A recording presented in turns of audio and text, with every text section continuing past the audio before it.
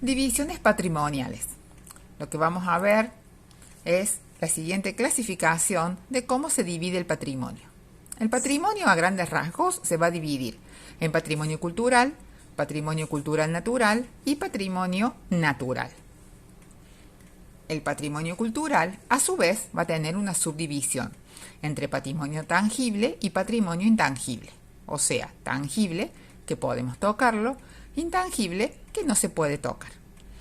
El patrimonio tangible se va a dividir en patrimonio mueble y patrimonio inmueble. El patrimonio mueble es aquel que se puede trasladar, mientras que el patrimonio inmueble no se puede mover. El patrimonio cultural natural está compuesto por vestigios que pueden ser arqueológicos, fósiles paleontológicos o subacuáticos, vinculados con la actividad humana, y también el paisaje cultural, producido en un determinado tiempo y espacio.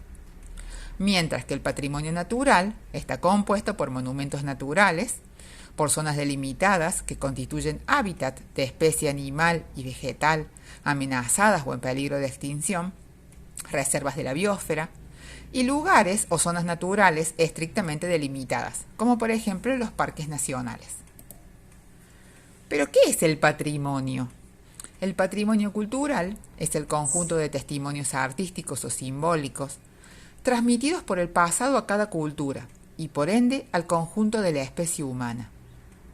Es un elemento constitutivo de la afirmación y enriquecimiento de las identidades culturales y legado común de la humanidad. El patrimonio confiere sus rasgos característicos a cada lugar y es la memoria de la experiencia humana. Esta es la definición que se dio el 17 de octubre en París en 1989. El patrimonio cultural tangible mueble. Ahora vamos a empezar a ver cada una de las subdivisiones. Está compuesto por ¿qué? Este patrimonio tangible, que se puede tocar, mueble, porque se puede trasladar, está compuesto por pinturas, por ejemplo acá como podemos ver, esculturas, por libros, por maquinarias, por ejemplo, acá se puede observar esta máquina para pasar películas, por equipos de laboratorio, ¿sí? Por objetos rituales. Acá podemos ver, por ejemplo, un cáliz, podemos ver una escoba, ¿sí? Que son objetos domésticos o de trabajo. ¿Qué características tienen para que sean considerados patrimonio? De que deben ser realmente reconocidos por la importancia de caracterizar a una comunidad en un determinado tiempo y en un determinado lugar, o sea, en un determinado periodo histórico. Los bienes muebles, como ya dijimos, son todos aquellos que se pueden trasladar. Los bienes inmuebles son los que no se pueden trasladar, porque si se trasladan, perderían parte de su contenido y de su valor histórico. Imagínense que un acueducto romano, como tenemos en esta imagen, lo trasladáramos a San Vicente, acá en Córdoba, ¿sí?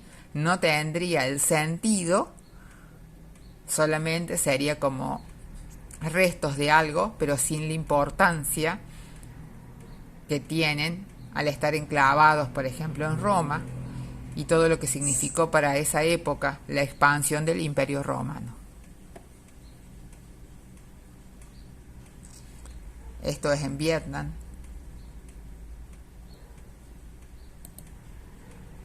El patrimonio intangible o inmaterial.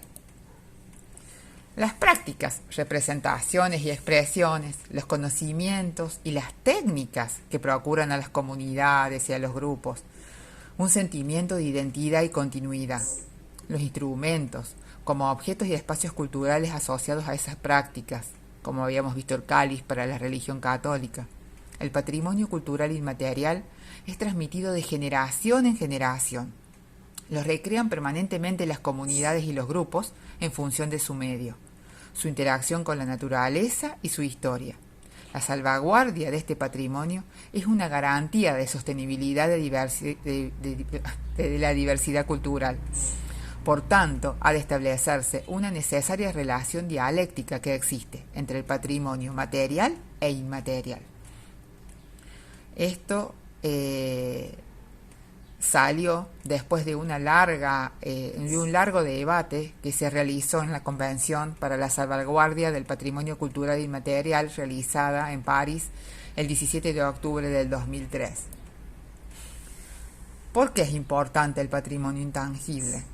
Porque mediante los diferentes saberes, que son los conocimientos que hacen a la vida de una comunidad, de las celebraciones, como son los rituales, como son las prácticas, en la vida social, las formas de expresión, como es por ejemplo una manifestación literaria, una manifestación musical, diferentes juegos, hacen a que nosotros podamos ver la identidad de esa comunidad. Por ejemplo, acá se puede ver en la foto un conjunto de niños filipinos que están realizando relatos cantados. Esta práctica se llama el udhud y es propio de este pueblo. Entonces, esos saberes son los que se tienen que transmitir de generación en generación. Acá vemos, por ejemplo, otro que es el trabajo de la madera en Madagascar, una práctica muy característica de la zona y que se está transmitiendo también de generación en generación. En Malawi está el bimbusa, que es una danza de la curación que practican las mujeres mayores de la comunidad. Después vamos a ver los largos cantos tradicionales de los mongoles, ¿sí? El urkindu.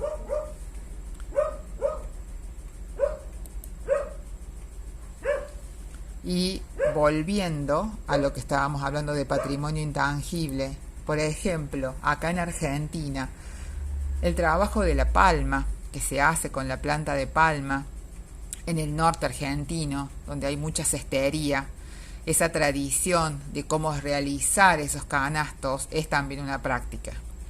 Prácticas como hacer una empanada criolla, en donde cada región tiene sus productos y su forma característica, eso también es una práctica de patrimonio intangible.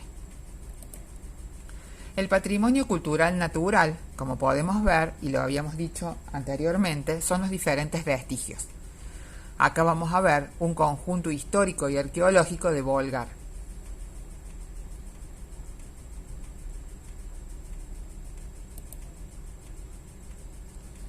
Wadi al-Hitan, en Egipto, posee inestimables restos fósiles de cetáceos, hoy en día extinguidos.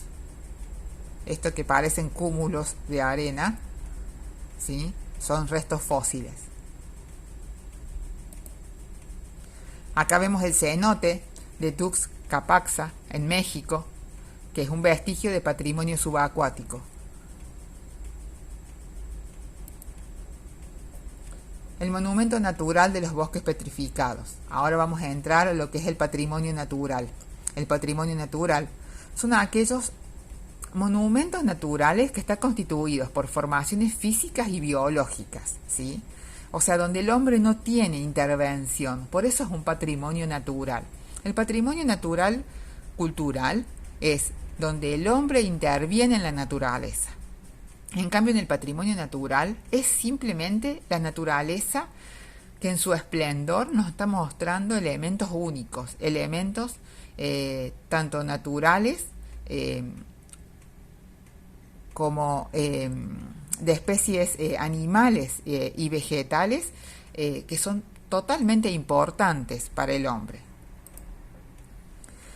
Un monumento natural, por ejemplo, en la Patagonia es el huemul. ¿Por qué? Porque es totalmente representativo de esta región.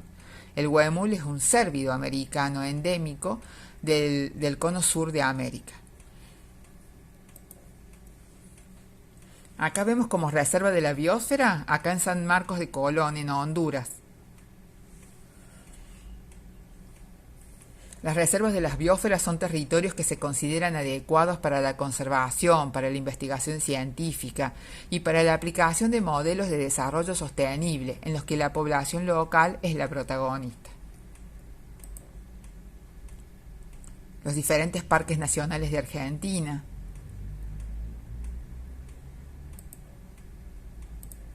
Y bueno, así es la explicación de las diferentes divisiones con respecto al patrimonio.